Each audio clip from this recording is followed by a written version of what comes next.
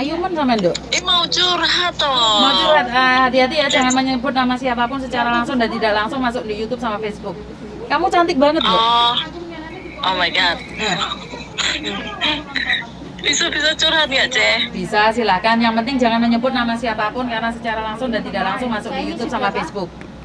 Kamu sudah Oke. Iya. Saya sudah sering itu lihat channelnya Cece kok, jadi tahu. Gimana sih? Gini, Ce, ini rasanya nyesek juga sih sebetulnya. Cuman gimana ya?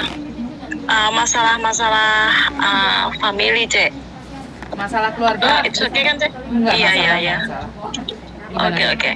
Saya sebetulnya udah lama, Ce, di sini 2005. Ya, karena masalah ekonomi, saya punya anak kan waktu itu masih kecil, saya tinggal masih umur 2 tahun setengah kayaknya, segituan. Habis itu oke lah, suami sudah mengizinkan kan, terus saya alhamdulillah waktu itu memang cepat banget, 3 bulan udah bisa terbang ke Hong Kong gitu. Majikan baik, jaga newborn baby. Habis itu sampai kontrak ketiga, C, tapi berjalan 5 tahun. Terus majikan yang laki-laki lost job, jadi kan financial problem lah istilahnya. Terus kan finish kontrak. Nah di waktu itu Cece karena suami nggak kerja, jadi kan otomatis waktu itu masih underpay kan, zaman segitu kan gaji masih 1.800, libur 2 kali, kalau libur 3 kali dipotong 100, itu pokoknya wow. Itu karena kita saya masih baru, jadi ya nurut kan, Jack, gitu kan. Habis itu udah 2 tahun itu uang nggak ada, Jack, karena potongan gaji 6 bulan kan. Habis itu sisanya buat bayar hutang, buat apa, karena suami nggak kerja, buat susu anak gitu kan. Anyway 2 tahun udah nggak ada uang. Terus saya bilang sama suami, oke, nambah kontrak ya oke, nggak pulang ya nggak apa-apa gitu. Terus 2 tahun lagi saya beli rumah, Cece, beli rumah sama tanah gitu kan. Ya Allah, nangis aku kalau ingat ini. Habis itu oke, terus kontrak yang ketiga ini mau cuti, rencana cuti 1 tahun, terus dengar dia ada perempuan gitu kan. Terus saya nggak kuat mau cuti gitu kan. Terus habis itu saya bilang sama kace saya yang di rumah yang rawat anak, saya nggak kuat, Mbak, kalau pulang kalau kayak gini. Ya udah aku terusin lagi ya, saya bilang gitu. Terus Mbak saya bilang ya nggak apa-apa, anak kamu masih kecil kok, dia pun nggak pernah nanyakan ayahnya gitu. Ya, oke. Terus saya lanjut lagi, oke. Terus saya kan udah cari majikan lagi kan, finish kontrak kan, meskipun interminute kan karena dia lost job gitu kan majikan. Oke. Alhamdulillah semua dipermudahkan di sini, Kak, dipermudahkan. Habis itu terus saya dapat job dari juga di daerah Kowloon, Habis itu pasangan suami istri dari keturunan Cina sama Indonesia gitu kan. Semua bisa bahasa Indonesia, tapi kakeknya yang saya jaga, om yang saya jaga kan meninggal karena diabetes gitu. Otomatis Cece continue lagi karena saya jobnya newborn baby dan saya bisa. Terus dia bilang ya oke, kamu terusin aja ya karena saya mau planning mau punya baby. Oke, Cece, saya bilang gitu. Habis itu ya itulah, Cece, itu terus kan itu sudah tingkat sabar itu sudah nggak ada. Waktu itu di posisi itu saya kerja dan suami masih belum cerai kan, suami saya terus uring-uringan, terus nangis, pokoknya tengkar terus gitu kan, Cek. Terus saya sudah mentok, ini gimana ini kok kayak gini. Saya mau ngomong jujur ke dia, kamu maunya apa, saya nggak kuat. Karena apa, pasti dia mau cerai gitu kan. Saya nggak mau seperti itu, saya nggak mau anak saya punya ayah tiri atau ibu tiri gitu kan. Jadi saya pendam, saya pendam. Oh my god, saya pendam. Ya oke lah, di detik itu saya sudah nggak kuat. Saya harus tanya meskipun itu jawabannya udah memang harus pisah. Ya Allah beri kekuatan. Saya mikirnya gitu, semalam itu udah nggak bisa ngomong, nggak bisa tidur, nggak bisa apa. Ya udah, saya cuman berdoa kalau memang bisa jalan terbaik, ya Allah, ya nggak apa-apa, saya siap besok harus telepon gitu. Ya Allah Cici, saya telepon di waktu ngosek WC. Karena memang si tante bilang kalau kamu jangan sering main HP. Enggak tante, saya bilang gitu. Itu udah karena nggak kuat. Saya telepon dia, ya kenapa gitu kan. Enggak, aku mau tanya sebetulnya. Yo wis lah, aku cuma tanya, kamu jawab sejujurnya, kamu memang ada perempuan tak? Aku kan bilang gitu. Iya, emang apa? Arek lo nang Hongkong saiki golek ono pedu ono beh. Oh my god. Jadi aku langsung lemes, ya wis ya. Ngono ya wis lah, ya wis nggak apa-apa tak joke gitu. Udah cek terus aku lemes, cek nangis. Tante sampai dengar saya itu di WC itu nangis. Ada apa gini. Tante langsung aku itu dirangkul, ada apa sama suamiku tante, suamiku gini. Terus dia kasih support nih, ya oke lah nggak apa-apa. Kamu masih cantik, kamu nggak usah kamu mikir gini, yang penting anak gitu kan. Terus habis itu wah mereka scare banget sih. Aku langsung dibawa ke mall. Ya udah kamu mau apa, beli, jangan mikir itu, jangan mikir suami ya gini. Ya oke Cece, habis itu kan udah, ya udahlah, aku udah nggak mau telepon, nggak mau apa, udah saya tata kembali hidup saya. Habis itu ya udah Cece, dia masih tega-teganya minta rumah harta kono gini yang saya beli tadi. Masya Allah. Habis itu sama pihak keluarga bilang, ya udahlah nggak usah dipikir terlalu larut gitu kan. Terus masih sang suami itu kan masih minta harta kono gini. Terus aku pertahankan itu demi anak kan. Terus aku bilang gini, kamu cobalah bercermin sama kamu sendiri, nggak usah malu sama saya, sama family aku atau anak aku, nggak usah. Kamu 1 sen pun nggak ada loh beli rumah itu, tapi kenapa kamu minta? Toh yang selingkuh kan kamu, bukan aku kan bilang gitu Cece. Terus dia nggak mau. Menurut hukum dia ego banget dia ego. Mungkin aku yang terlalu orangnya sabar, atau mungkin orang yang terlalu oke lah. Saya memang orangnya seperti itu sifatnya, gampang kasihan sama orang lain, memang seperti itu. Habis itu terus aku bilang gini, nggak bisa, ini demi anak, ini pun punyanya anak, bukan punya aku bilang gitu. Aku takutnya nanti kamu nggak macem-macem gitu, dari sekarang aja kamu udah kayak gini, aku bilang gitu. Habis itu terus dia oke lah, aku kasih cerminan untuk berkaca sama diri sendiri. Malulah kamu, jangan malu sama siapapun, malulah sama kamu sendiri. 1 sen pun kamu nggak ada andil kok. Kenapa kamu ikut mau ambil, padahal kamu yang selingkuh, bukan aku bilang gitu Cece. Habis itu terus dia ya oke lah. Besoknya terus dia nggak mau telepon, dia nggak mau tanya lagi masalah itu. Oke, anyway udah kelar Cece, udah kelar. Terus habis itu family udah tahu ya masalah ini. Masalah udah clear Cece, udah clear ini. Sekarang ganti masalah kakak saya Cece, yang sungguh terlalu.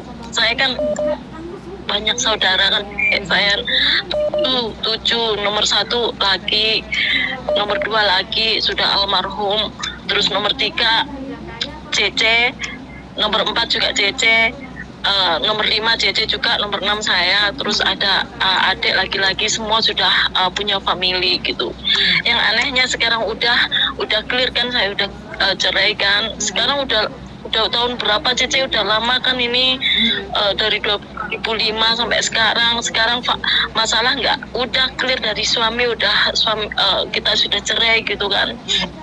Habis itu Makanya sekarang itu ya Allah bertubi-tubi terus Cece, padahal aku nyalain apa loh, aku selalu tanggung jawab sama anak dari kecil sampai besar, sama orang tua. Masya Allah aku bukan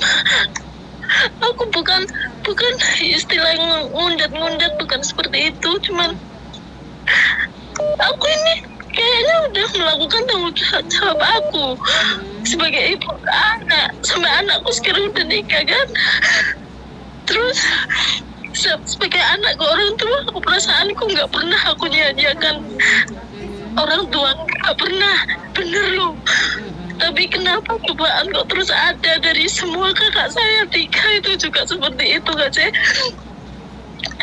Dari kakak yang nomor dua sekarang kan kerja juga di Hong Kong Kak Ce. Dia pinjam uang ke bank.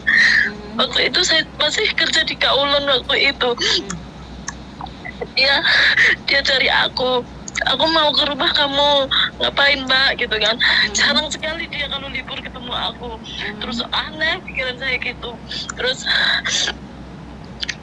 Masya Allah, terus ya oke lah kesini, saya bilang gitu, daerah Kowloon situ.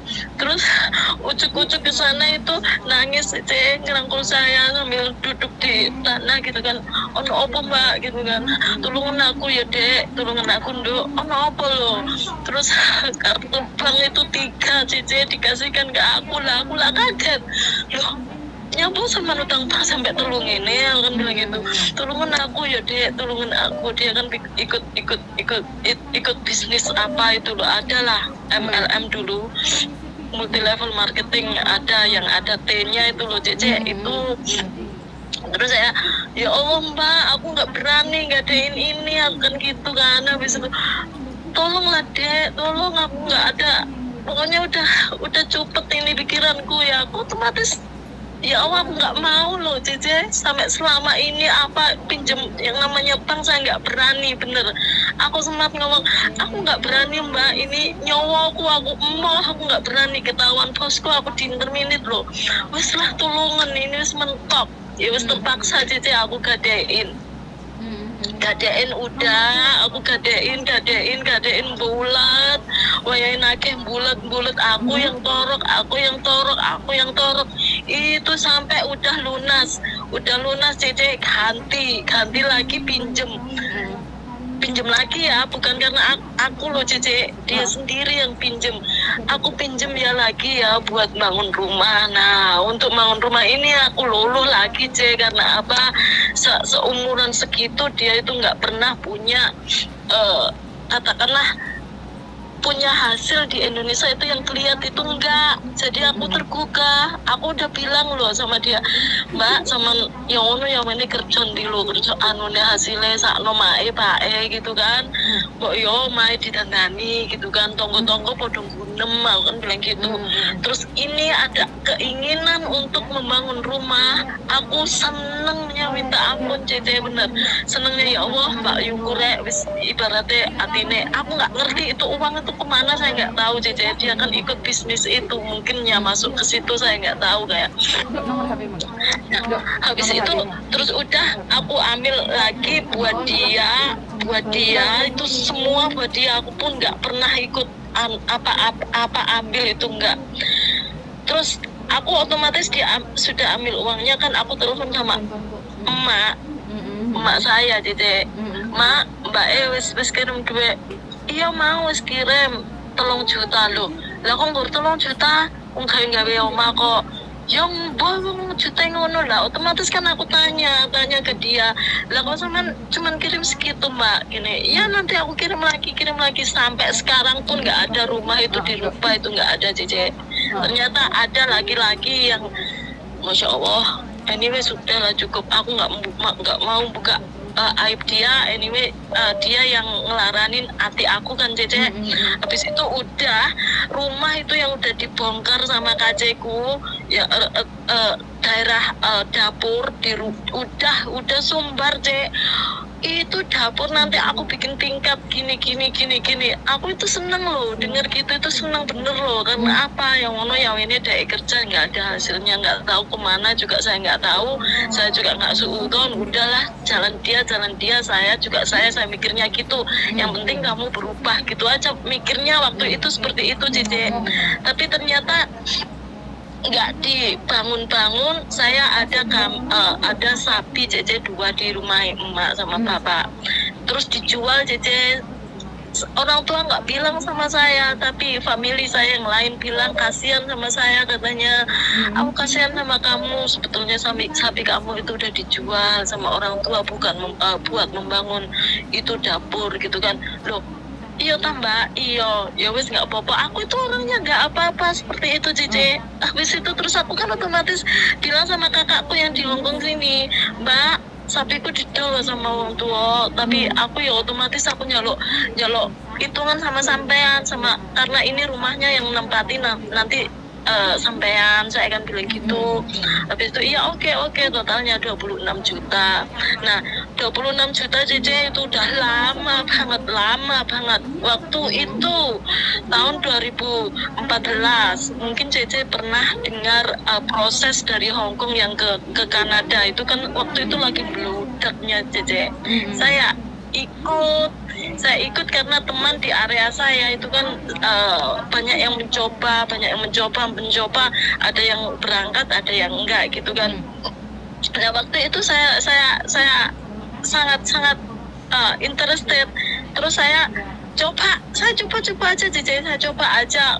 Kok kayaknya teman-teman sangat surprise sih aku mau nyoba gitu. Saya apply kan, saya banyak experience waktu itu di tahun 2005 sampai 2014 kan sudah banyak katakanlah pengalaman Cece, newborn baby sama kids sama elderly itu saya lampirkan itu ke Kanada. Wow, alam Cece 2 minggu udah ada yang itu sign kontrak lah.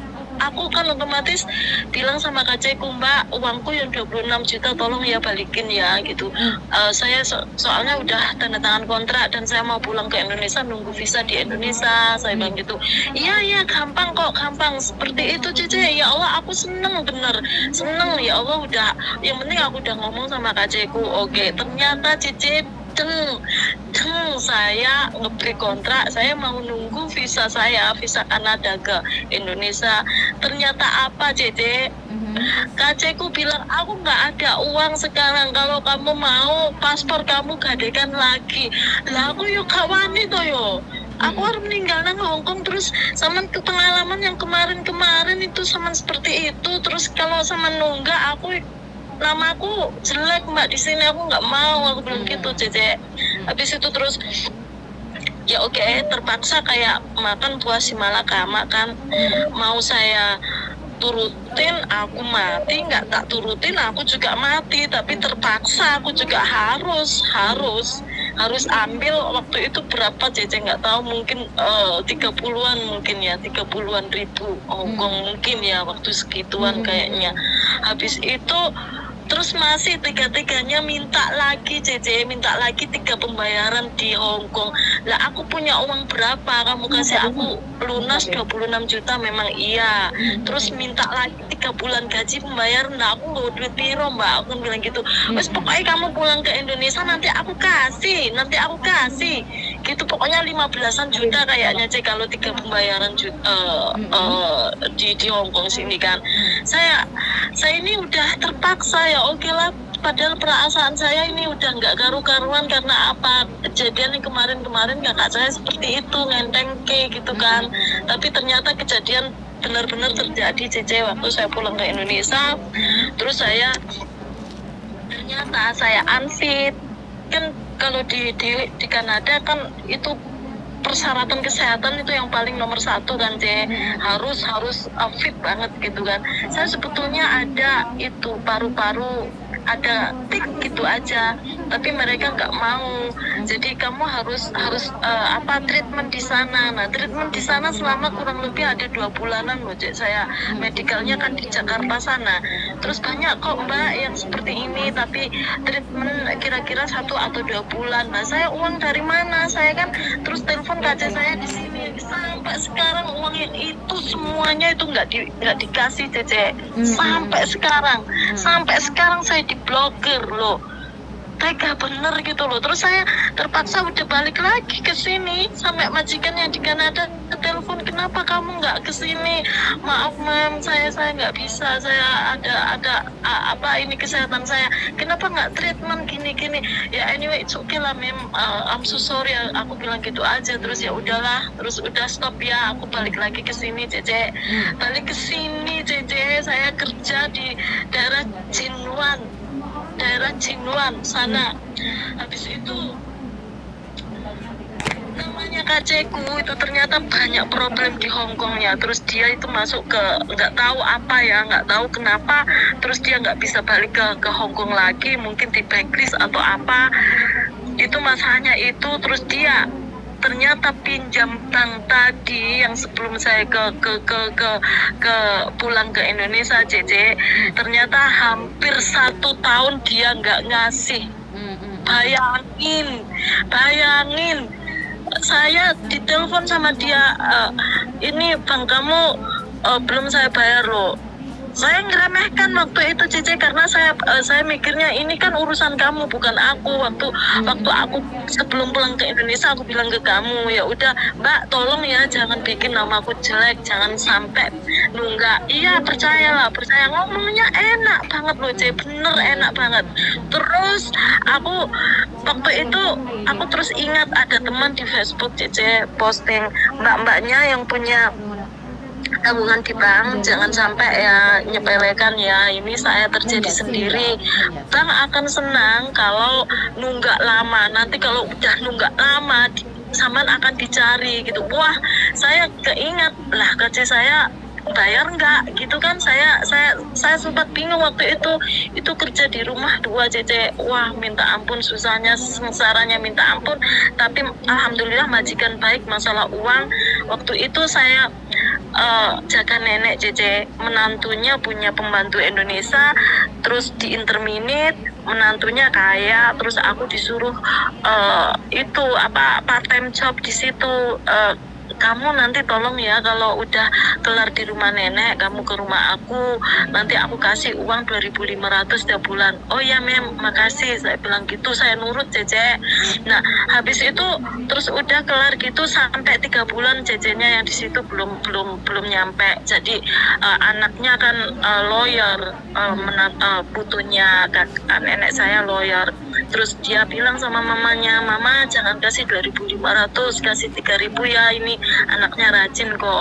Oke lah gitu kan. Waktu itu saya dapat gajinya, saya tanya sama mem, mem kok 3.000? Iya, ini bilang saja sama Leo, soalnya Leo yang bilang, kamu bilang terima kasih ke dia gitu kan, Cece. Oke.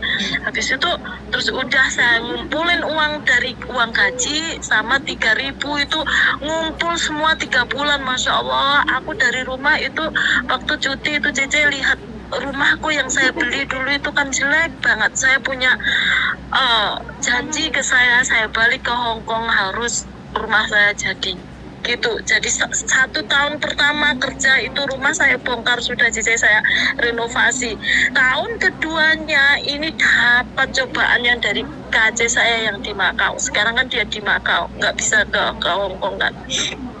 Habis itu, Cece, uang 3 bulan ini udah saya kasih, taruh di bantal, Cece. Terus seneng banget, uang segini saya mau renovasi, pikiran saya seperti itu. Habis itu terus saya keinget temen yang di Facebook itu bilang gitu. Saya bawa uang ini, Cece, 9.000 waktu itu di kantong saya. Saya masuk ke pihak bank yang ada di daerah, kantornya ada di daerah itu Soko, mungkin teman-teman tahu lah di mana gitu kan. Nah, habis itu terus saya tanya situ, Mbak, ini saya bla bla bla bla. Wah, langsung itu nggak tahu, CC, stafnya langsung nangkap saya itu nggak boleh keluar bayangin loh, ini ono apa mbak, ada apa, saya kan bilang gitu. Sebentar, kamu duduk di sini ya, kamu nggak boleh keluar gitu kan. Wah, saya takut, ono apa iki, saya bingung kan. Mbak, saya di sini mau nanyakan itu pinjaman atas nama ini dulu yang pakai KC saya gitu kan. Itu terus nggak tahu C, ada pimpinannya perempuan bisa bahasa Jawa loh orangnya, saya nggak tahu itu siapa ya, katanya pimpinannya gitu kan dianya. Ini saya pimpinannya, kamu mau nggak mau harus bayar uang ini segini, berapa itu, kayaknya 35 juta kayaknya, 35 juta. Kalau Hong Kong dolar kamu harus bayar 19.000 Hong Kong dolar. Lah saya kan melongo loh. Oke, Bu, sebesar itu. Sebentar, saya potong dulu. Sebentar dulu. Intinya kamu punya masalah dengan keluargamu di mana semua tentang keuangan. Pertama, kamu sudah cerai sama suamimu dan masalahnya terlalu besar. Sekarang kakakmu tidak selesai masalahnya. Ini sebenarnya masalahnya dari mana, kamu tahu nggak, Dok? Nggak tahu, Cek. Masalahnya dari nggak tahu. Bukan, masalahnya dari pribadimu sendiri. Kenapa saya bilang dari pribadimu sendiri? Kenapa? Dari saya mendengarkan cerita kamu itu, kamu terlalu lemah untuk semua itu. Jadi kamu harus berdiri tegar di atas kakimu sendiri. Jadi kalau kamu bertanya kenapa kamu selalu dapat masalah, sebenarnya kamu nggak dapat masalah, kamu cari masalah.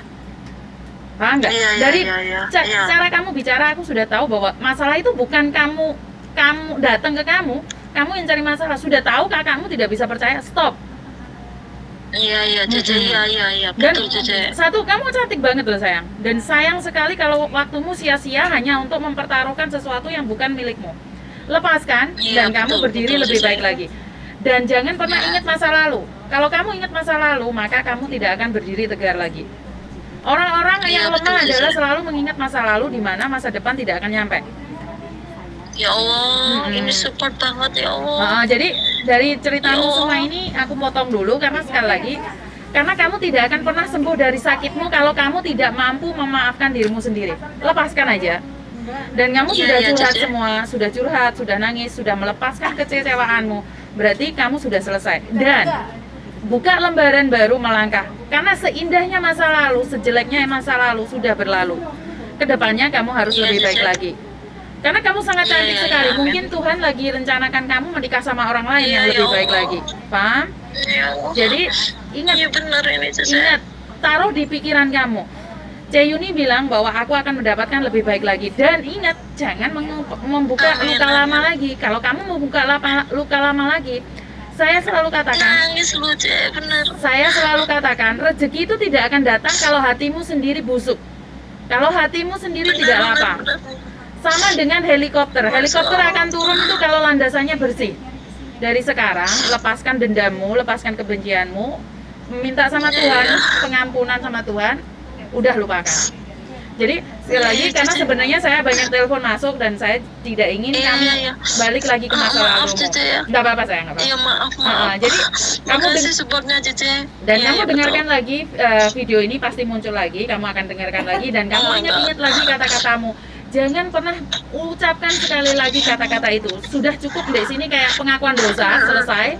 Dan kedepannya kamu lebih baik lagi. Ngerti? Iya, makasih, Cece. Aku berdoa buat kamu, semoga berkat Tuhan mengalir atas kamu dan diberikan kesehatan dan kesabaran yang lebih. Oke? Makasih, Cece. Sukses selalu buat kamu ya sayangnya. Sukses. Oke, amin. Oke, bye-bye. Waalaikumsalam. Bye. Lama kali ya. Jadi sekali lagi saya tidak pernah memvonis seseorang, karena kenapa? Seseorang cobaannya macam-macam, Mbak. Kalau kalian di sini aja greget banget, kenapa Ceyuni masih mendengarkan? Sekali lagi karena orang lain punya masa lalu yang berbeda. Kalau hari ini saya menghakimin dia, ngoceh aja nggak selesai-selesai, dia lebih sakit lagi. Kenapa? Saat dia cerita, dia percaya, dia melepaskan kesakitannya. Jadi suatu saat dia nggak akan sakit lagi. Jadi kalian aja ngomong, kok masih dengerin sih, Ce? Sudah nggak jalur. Sekali lagi, orang punya sakit hati itu nggak akan lepas kalau nggak nangis, kalau nggak ngomong. Ini mungkin cara dia untuk melepaskan emosinya. Kenapa saya selalu bilang, saya tidak akan pernah menghakimin kalian. Walaupun kadang-kadang omongan kalian nggak masuk akal, aku tahu. Tapi kan kita tidak tahu apa yang dia lakukan. Kita tidak berdiri di kakinya. Dia merasakan sakit, kita cuma ketawa karena kita cuma dengarkan. Tapi dia lebih sakit lagi. Karena itu saya tidak pernah menghakimin siapapun yang curhat sama saya. Sampai detik ini dia mampu bercerita, berarti dia sudah kuat. Benar tidak? Jadi kalau kalian semua dengerin temannya mengeluh, jangan langsung dipotong. Ngomong apa ya, gak nyambung. Jangan. Karena sekali lagi, Sekali lagi karena kekuatan dia saat dia cerita. Jadi ada orang selalu bilang curhat gak jelas sih. Kenapa saya selalu Miss Yuni sabar banget. Ingat, kekuatan itu yang nggak bisa dibeli.